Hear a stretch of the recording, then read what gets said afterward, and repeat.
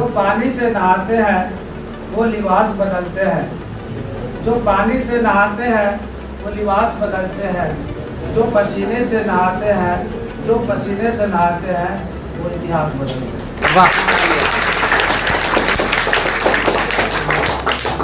बच्चों, आज हम उस महापुरुष की चर्चा करने जा रहे हैं जिन्होंने अकेले अपने दम पर हजारों साल की गुलामी, छुआछूत और भेदभाव के जंजीरों को तोड़ डाला। यह मैं बात करने जा रहा हूं भारत के संविधान के निर्माता बाबा साहब भीमराव अंबेडकर जी, जिन्हें प्यार से बाबा साहब कहते हैं।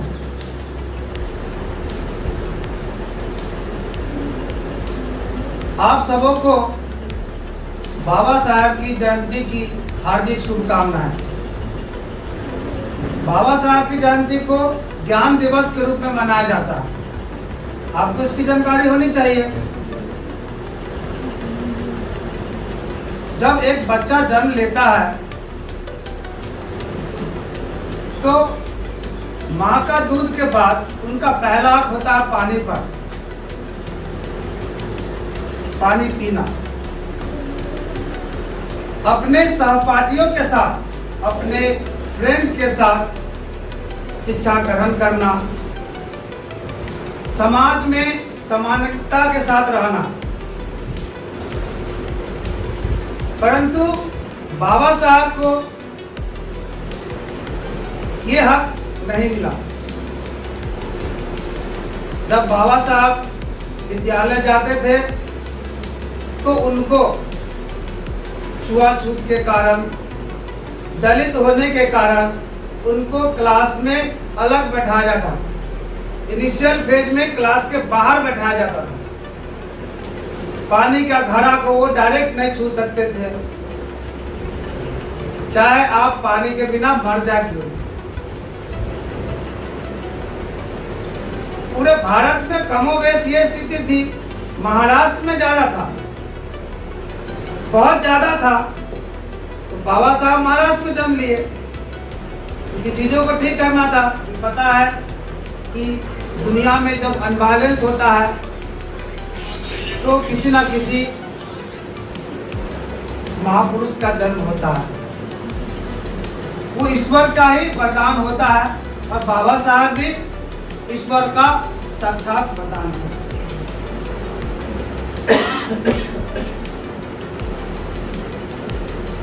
उन्होंने तय किया कि अपनों के लिए, विशेष करके दलितों के लिए, वंचितों के लिए, शोषितों के लिए मैं कुछ करूंगा, समाज को बदलूंगा। बट कैसे? उनके मन में एक बात तय हो चुका था कि समाज को बदलना है तो शिक्षा ही एक सिंगल, एकमात्र माध्यम है जिससे हम समाज को बदल सकते हैं। और उन्होंने जीतोड़ मेहनत किया। वो प्रतिभावान तो थे बचपन से ही, लेकिन उन्होंने बहुत मेहनत किया और अपनी पढ़ाई जारी रखा। जारी रखते हुए उन्होंने तय किया कि मैं अपने इस समाज को बदलने के लिए भरपूर प्रयास करूंगा। और उन्होंने अपना संपूर्ण जीवन इस सारे दलितों और शोषितों के लिए समर्पित कर दिया। बाबा साहब ऐतिहासिक व्यक्तित्व के धनी थे। वो ट्रू आइकन थे, सभी के दिलों में राज करते थे। उनकी प्रतिभा से उनके शिक्षक तो प्रभावित थे ही, धीरे धीरे लोगों के दिलों में जगह बना दी। 1907 में उन्होंने मैट्रिक उत्तीर्ण कर लिया। आप लोगों ने चर्चा किया कि उनका जन्म जो है 14 अप्रैल 1891 को हुआ था, महू छावनी। पिताजी सेना में सूबेदार थे। राम जी मालो जी सकपाल, सबको पता है। माता का नाम भीमाबाई सकपाल। जन्म धरती महाराष्ट्र के रत्नागिरी जिले में एक छोटे से गांव में है। ये उनका जन्म धरती जिसकी बात कर रहा हूँ, एग्जैक्टली हम उनका नेटिव प्लेस की बात कर रहा हूँ, बट जन्म स्थान की बात जो करेंगे तो वो हमारा कहा महू, तो मध्य प्रदेश में अवस्थित है। क्योंकि पिताजी की नौकरी वहीं थी, इसलिए उनका जन्म वहाँ हुआ। अब जो महू की बात करते हैं उसका नाम सरकार ने आधिकारिक तौर पे डॉक्टर अंबेडकर नगर रख दिया, और सभी लोग डॉक्टर अंबेडकर नगर के नाम से ही जानते हैं।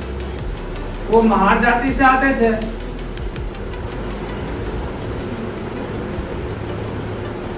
उनका जो हायर स्टडीज के लिए उनकी इच्छा थी कि मैं विदेशों में जाकर पढ़ाई करूं। भारतीय शिक्षा व्यवस्था में उनको जगह नहीं मिल पा रही थी, तो बड़ौदा के जो महाराज, तत्कालीन महाराज जो थे शहाजीराव गायकवाड़, उनके दी हुई छात्रवृत्ति से वो अमेरिका पढ़ने गए। क्योंकि समाज में दो तरह के लोग हैं।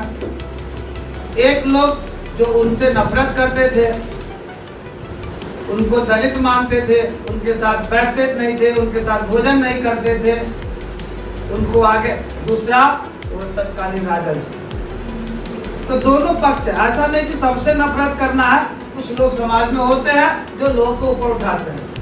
उनके दी हुई स्कॉलरशिप से वो अमेरिका गए, और एक बच्ची ने कहा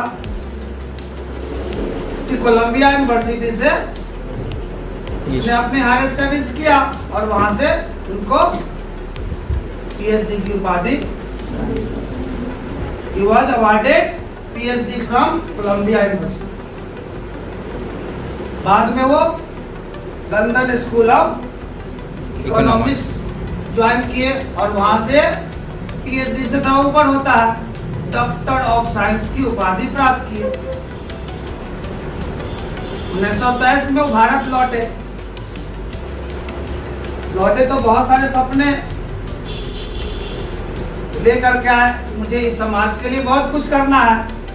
तो 1924 में उन्होंने एक ऑर्गेनाइजेशन बनाया जिसका नाम दिया बहिष्कृत हितकारिणी सभा। इसका जो मुख्य उद्देश्य था दलितों, इसकी बहिष्कृत एवं पिछड़ों के लिए, उनके हितों के लिए कार्य करना एवं उनके विकास के लिए कार्य करना, इसका मुख्य उद्देश्य था। इस सभा का जो मेन उद्देश्य था वो था कि दलितों के लिए छात्रावास की व्यवस्था करना, उसके लिए विद्यालय शुरू करना, उनके अधिकारों के लिए आपको जो सरकार के साथ जो है उनको आग्रह करना, उनके लिए आंदोलन करना, सामाजिक समरसता आए इसके लिए कार्य करना, ये सब मुख्य कार्य इस सभा की थी। और धीरे धीरे समाज में परिवर्तन होने लगा, समाज एक्सेप्ट करने लगे।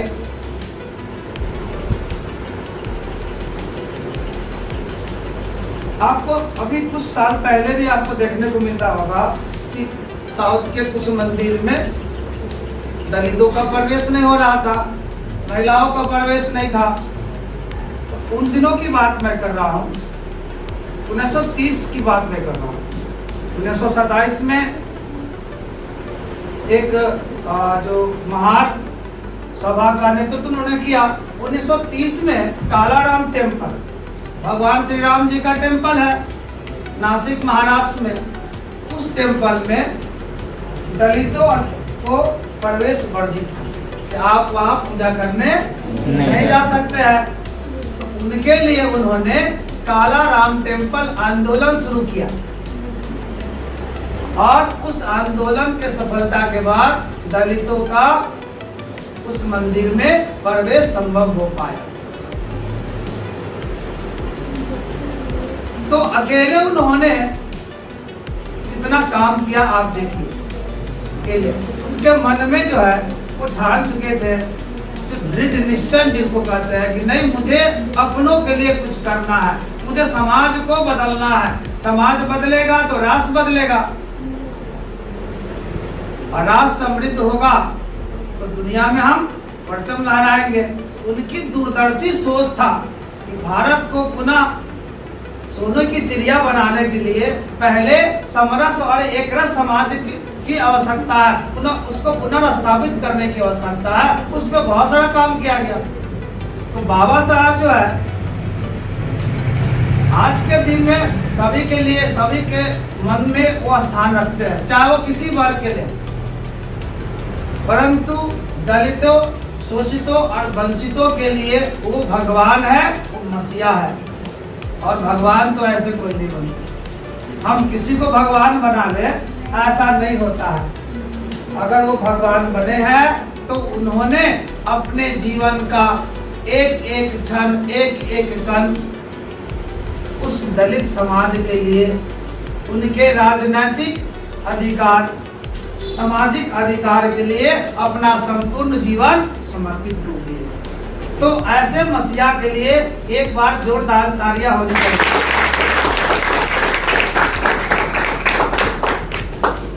बाबा साहब यहाँ रुके नहीं, वो तो एक प्लान लेकर गए थे कि मुझे क्या क्या करना है। उन्होंने कहा कि अब क्या है, हमारा जो भागीदारी वो राजनीतिक भागीदारी होगी। अपने लोग जब राजनीतिक में होंगे, जब हम राजनीतिक में होंगे, हम पदों पे होंगे तो बदलाव करेंगे, कानून लाएंगे। उन्होंने अपनी राजनीतिक पार्टी बनाया, उसमें उनकी जीत भी हुई। विशेष करके बॉम्बे प्रेसिडेंसी में उनकी जीत ने उनको पूरे भारत में पहचान दिलाई। धीरे धीरे उनका पकड़ होते चला गया। उन्होंने संविधान सभा का जो आपको कमेटी बना, उसमें उनको अध्यक्ष बनाया गया। और आप जानते हैं कि बाबा साहब हमारे संविधान के निर्माता है। अगर आज भारत देश एक कदम भी आगे बढ़ रहा है, उन्हीं के दिया हुआ संविधान से आगे बढ़ रहा है। तो ये आसान नहीं था। भारत के पहले कानून मंत्री बाबा साहब दुनिया को सिखाए। क्योंकि तो पता है, हम तो वैशाली में आए, प्रथम गणराज नहीं, दुनिया को सिखाए। हम क्या सीखा है? आप जो हम गणराज्य की बात करते हैं, जो डेमोक्रेसी की बात करते हैं, वो वैशाली से दुनिया ने सीखा है। तो बाबा साहब को दिया हुआ संविधान आज उपयोग में आ रहा है, इसलिए हम सबों का वो आदर्श है। आज मैं इस मंच से उन सभी व्यक्ति को, सभी समाज को कहना चाहता हूं जो अपने समाज को बदलना चाहते हैं, जो आज भी वो गरीब रह गए, मैले कुचले कपड़ों में रहते हैं।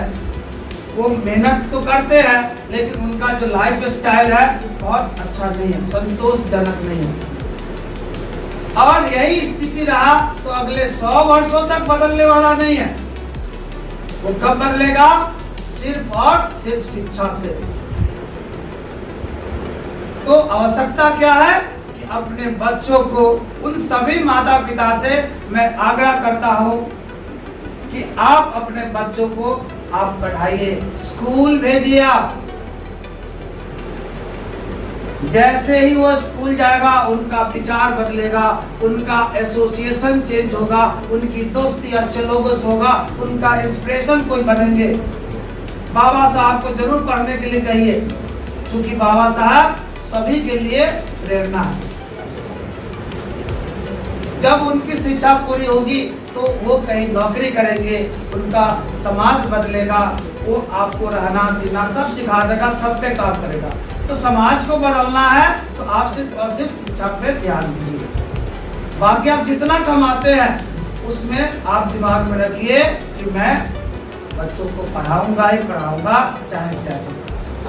सरकारी व्यवस्था भी है, सरकार भी पढ़ा रही है, आप भेजिए, काम में पे मत लगाइए जब तक वो 18 साल का नहीं होता। एक बदलाव क्यों हो सकता है, और बिहार में विशेष करके, बिहार इतना बड़ी जनसंख्या है, बुद्ध की भूमि है, भगवान महावीर की भूमि है, विद्वानों का भूमि रहा है।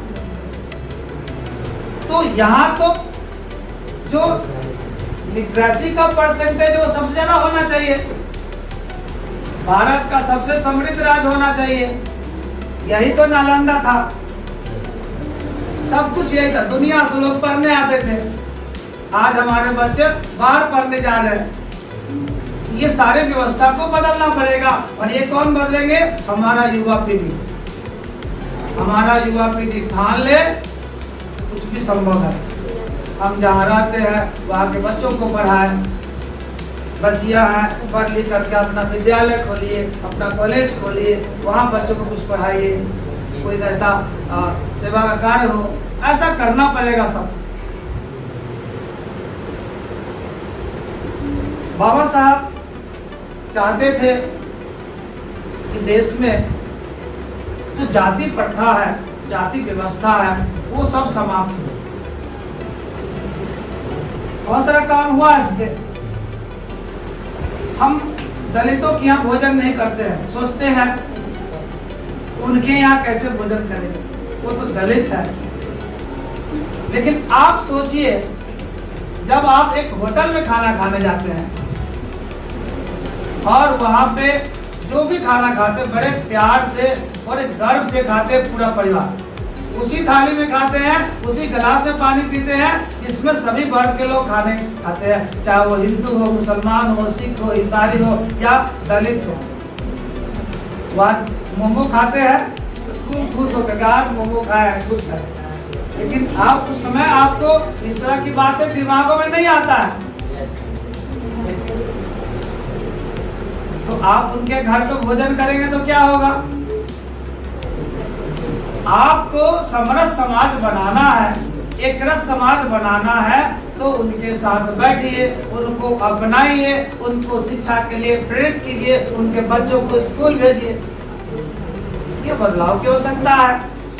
अगर ऐसा आप कर पाते हैं, ये जो डिफरेंसेज है, समानता नहीं, आज के डेट में असमानता की बात करते हैं, उसको समाप्त करने की हो सकता है। और बाबा साहब के जन्मदिन पे अगर आप लोग प्रयास करते हैं तो बाबा साहब के लिए सच्ची श्रद्धांजलि होगी। क्या ऐसा कर सकते हैं क्या हम लोग? Yes sir. भेदभाव बिल्कुल नहीं करना। सभी हमारे भारतवर्ष में रहने वाले वे सभी व्यक्ति जो इस देश को अपना मानता है, इस राष्ट्र को अपना मानता है, इस समाज को अपना मानता है, वो सब हमारे अपने हैं। कोई भेदभाव नहीं होनी चाहिए। क्या ऐसा समाज का निर्माण कर सकते हैं क्या? Yes sir. कौन करेंगे? हम लोग। युवा पीढ़ी को करना है। भारत जो है युवाओं का देश है, युवा को तो आगे आना पड़ेगा। Yes sir. सरकार से आपकी एक्सपेक्टेशन बहुत रहती है, खूब अधिकार की बात करते हैं, तो अधिकार की बात करना अच्छी बात है। आपका जो कर्तव्य है उस पर भी तो बात करिए। नहीं सिर्फ सरकार से खोजना है, आपको बिना हेलमेट पे नहीं चलना है, तो नहीं चलना है, किसी को घूस नहीं देना है तो नहीं देना है। क्या रोड कोई क्रॉस कर रहा है, माताएं बहनें भाई, तो गाड़ी को रोक लेना है, चाहे जेब्रा क्रॉसिंग हो या नहीं हो। दो आदमी मोटरसाइकिल बैठे हैं तो 2 हेलमेट लगाएंगे, पुलिस के डर से नहीं, अपनी सुरक्षा के। एक माता जी अपने बच्चे के साथ रात के 11 बजे, मैं छपरा से, मैं और रणधीर जी हमारे इंचार्ज वहाँ के, मैं लौट रहा था अपनी गाड़ी से, आसमान चौक पे मैंने देखा वहाँ ब्रेकर पहले हुआ था, उस उधर से पटना से लौट, तो गाड़ी उनकी स्पीड में थी, मम्मी उनकी बैठी हुई थी पीछे, तो गाड़ी स्पीड में जो जंप करवाए तो उनकी मम्मी गिरी तो ब्रेन के ये पिछला पोर्शन में चोट लग गया। लड़का तो हेलमेट पहने हुए थे, माताजी हेलमेट नहीं पहने, और उसी वक्त मेरी गाड़ी भी रुक गई, तो मैंने गाड़ी घुमा लिया, तुरंत उनको गाड़ी में सुलाया, गाड़ी में पूरा उल्टी कर दी, हॉस्पिटल में मैंने भर्ती कराया, तो वहाँ जाकर के उनको इलाज हुआ, फिर रेफर किया गया। वो एक अलग प्रक्रिया है, लेकिन मैंने जो वहाँ महसूस किया कि जो हजारों जाने जाती है वो हेलमेट ना पहनने के कारण। हेलमेट भी ऐसा पहनते हैं जिसको बोलते हैं सांत्वना पुरस्कार, छोटा वाला टोपी, गिरेंगे तो हेलमेट कहाँ फेंका जाएगा। क्या सुरक्षा पुलिस क्या करेगी, कितना काम है, क्या उम्मीद करते हैं, हर जगह पुलिस। तो हेलमेट फुल वाला, बचिया हो बाल खराब हो जाएगा इसके लिए नहीं पहनेंगे। अक्सर यही सुनने को मिलता है, हम लोग भी घर से निकालते, लेकिन इतना काम से लेके आप बेटी वगैरह को पार के जाना, नहीं तो नहीं जाना, क्या ही ऑटो से बाइक पे बैठना है तो 2 हेलमेट, फुल हेलमेट पहनना। देखिए हाथ पैर टूटेगा तो उसका इलाज है, सर के ये पिछले पोर्शन पे लग गया चोट और उल्टी आ गया, आप बेहोश हो गया, तो समझिए आप जीवन भर के लिए हो, आप सेंसलेस हो। आगे लगा फूट गया, बड़ा सा फुलौरी हो गया, क्या बोलते हैं लोला, उससे दिक्कत नहीं है, उसको फोड़ दीजिए, दिक्कत नहीं है, क्या तो अच्छा है, इससे बचना, इससे कोई दिक्कत। लेकिन यहाँ लग गया तो समझिए कि आप बाबा साहब को सच्ची श्रद्धांजलि देना चाहते हैं, इकट्ठा होने से कुछ नहीं होगा, उनके माला तस्वीर पे माला चढ़ाने से कुछ नहीं होगा। अगर आप उनके सिद्धांतों को, उनके विचारों को अपने जीवन में उतारते हैं तो उनके लिए सच्ची श्रद्धांजलि होगी। क्या ऐसा कर सकते हैं क्या? Yes sir. हम अपनों के लिए उनके जन्म दिवस पे क्या एक पौधा लगा सकते हैं क्या?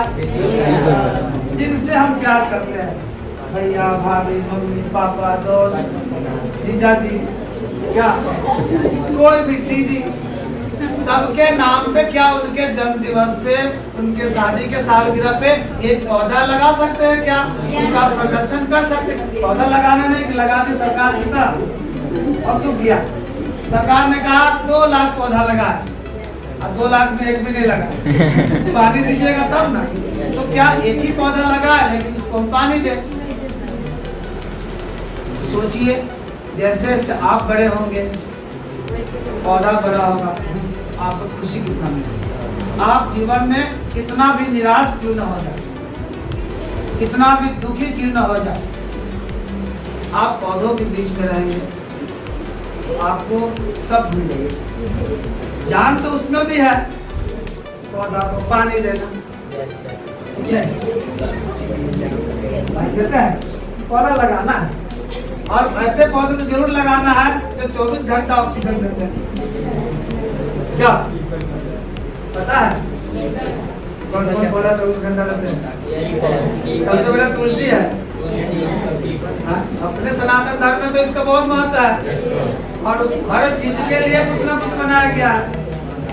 पीपल का पेड़, बरगद का पेड़, स्नेक ट्री, है ना, सन ऑफ इंडिया, ऐसे बहुत सारा पौधा है जो 24 घंटा आपको तो लगाना ना घर में। हाँ, अपने दोस्त के बर्थडे में कैडबरी ना दे करके उसको एक पौधा गिफ्ट करना है। क्या ऐसा कर सकते हैं क्या? कैडबरी तो खा जाएगी क्या? पौधा देंगे तो वो क्या होगा, एक परंपरा का है ना शुरुआत होगी। आप लोग भी कर सकते हैं क्या? जन्मदिन तो मनाते हैं, ऐसा भी सस्ता मनाना है। कैसे मनाना है उस पर भी बात करनी है। क्या अपने जन्मदिन पे हम दलित बस्ती में जा सकते हैं क्या? इसको हम लोग कहते हैं सेवा बस्ती कहते हैं। वहाँ जा सकते हैं, बच्चों के बीच में मिठाई बांट सकते हैं क्या? उनके साथ कुछ बातें कर सकते हैं क्या? उनको किसी के बारे में कुछ सुना सकते हैं क्या?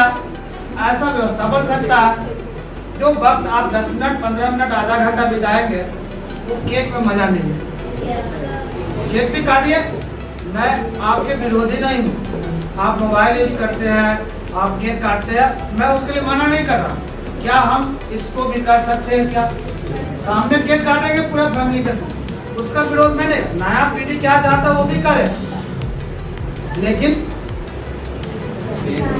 थोड़ा सा कनेक्ट होइए समाज से। समाज से आप डिस्कनेक्ट रहते हैं और आप सोचते हैं कि इस देश ने हमको कुछ नहीं दिया। पिताजी कहते हैं, पिताजी आपने हमको जन्म देकर क्या कर दिया? नहीं कहते हैं बच्चे, आज के बच्चे कहते हैं, आप नहीं कहते होंगे, लेकिन जो बच्चे आज के अब कहते हैं आप मुझे जन्म देकर क्या कर दिया? कौन बड़ा एहसान तो आपको इस धरती पे लाए, इससे बड़ा कुछ नहीं हो सकता। क्या ऐसा हो सकता? तो उनका पिता और माता का जो मूल्य है उसको किसी भी परिस्थिति में उसको चुका नहीं सकते वो नहीं। इसलिए उस मूल्यों पे भी आपको खड़ा उतरना है कि हम अपने माता पिता का सम्मान भी हम करें। ऐसी आपको व्यवस्था करने की आवश्यकता है। बाकी जीवन में जो डिसिप्लिन की बात करते हैं वो जीवन में होना चाहिए। हम जहाँ हैं एक अच्छा श्रोता जरूर बने, एक अच्छा वक्ता जरूर बने। श्रोता इसलिए कि हम किसी का सुनेंगे नहीं तो सीखेंगे नहीं सीखेंगे। किताब पढ़िए, बाबा साहब के जीवनी को पढ़िए। जितने भी दुनिया में सफल व्यक्ति हुए हैं वो हर दिन किताब पढ़ते। आप जिनका नाम जानते हो उन्हीं का नाम मैं बोलता हूँ। एलन मस्क का नाम सुने होइएगा, सुने हैं ना? वो रिकमेंड करते हैं कि 20 किताब महीना पढ़िए। कितना व्यस्त है, गाड़ी में ही खाना खाते हो, ठीक समय बच जाएगा। टी शर्ट पहनते हैं, हमारे आपकी तरह नहीं पूरा क्रीम उरीम लगा के निकलते हैं पूरा अच्छा से कि हमको उनको समय नहीं है तो टी शर्ट पहन के निकलते हैं। वारेन बफेट शेर का बादशाह है, 8 घंटा किताबें पढ़ते हैं। तो वो अपने फील्ड से अलग भी काम कर पाए, स्पेस एक्स बनाए, चांद पे अपना रॉकेट्स भेजना है। तो आपका जो दूरदर्शी सोच होगा, या तो आप कुछ करके सीखिएगा अपने एक्सपीरियंस से, या किताब पढ़ के करिए। दो ही चीज ना हो सकता है जीवन में। आप कुछ कैसे सीखिएगा? या तो किताब पढ़ करके, या आप नौकरी करके काम करके सीखिएगा। तो कितना काम करिएगा? तो आपको अलग अलग फील्ड का जानकारी चाहिए तो किताब पढ़नी हो सकता है। अपना उम्र देख लीजिए, चलिए 18 साल 15 साल 17 साल, अगर एक एक बुक हम एक महीना में एक ही किताब पढ़े। व्यापार करने का मन है तो rich dad poor dad book को पढ़ के देखते हैं। आप खरीदिए आज ही जाकर के, अमेज़न से खरीद लीजिए, रिच डैड पुअर डैड। शुरुआत वही से करते हैं और साल में अगर 12 किताब पढ़ लेते हैं क्या, तो 15 साल में कितना होगा देख लेना है, 20 साल में कितना होगा। और आप सोच लीजिए कि अगर 200 किताब पढ़ लिए तो आपका थॉट प्रोसेस कितना अच्छा होगा। आप कहीं बैठेंगे, कल नेता हो जाएंगे, अभिनेता हो जाएंगे, या डॉक्टर हो जाएंगे, इंजीनियर। सबको समाज में आना है, कार्यक्रमों में जाना है, वहाँ भाषण देना है, वहाँ बोलना है, प्रतिनिधित्व करना है। तो सभी जगह आपका ज्ञान से होगा। तो किताब पढ़ने की आवश्यकता है, करेंगे ऐसा? ये मत सोचिए कि हमको नीट की तैयारी करना है तो किताब कैसे करें। थोड़ा समय निकालना है, आधा घंटा, 5 पेज पढ़ सकते हैं क्या, 10 पेज पढ़ सकते हैं क्या, पढ़ लेंगे हम। तो आज हम सब बाबा साहब के जयंती पर एक प्रण लेते हैं, एक कन्फेशन करिए कि हम इस समाज के लिए, इस देश के लिए कुछ ना कुछ करेंगे, क्योंकि इस देश ने हमें बहुत कुछ दिया और कहा गया कि देश हमें देता है सब कुछ, हम भी तो कुछ देना सीखें। तो देश और समाज ने दिया है तो हम समाज को भी कुछ देंगे। और समाज को क्या चाहिए भाई, घर से निकल रहा है, लाइट जल रहा है तो उसको बंद कर देना है, घर की सफाई होनी चाहिए, बाहर की सफाई होनी चाहिए, क्या सामाजिक व्यवस्था ठीक होनी चाहिए। तो आपको एक अच्छे समाज का निर्माण करना है, वो अपने आचरण से, अपने स्वभाव से ही कर सकते हैं। ऐसे उनके बारे में आप जितना बोलेंगे कम ही है। यस। तो एक दो पंक्ति है, उस पंक्ति के बाद मैं अपने वाणी को विराम दूंगा। ऊंच नीच ना कहो दलित को, ऊंच नीच ना कहो दलित को, दलित ही देश और समाज की शान है। और जिनके कानून से चलता है जमाना, जिनके कानून से चलता है जमाना, वो भी दलित का लिखा हुआ एक संविधान है। आप सबों को पुनः बाबा साहब की जयंती की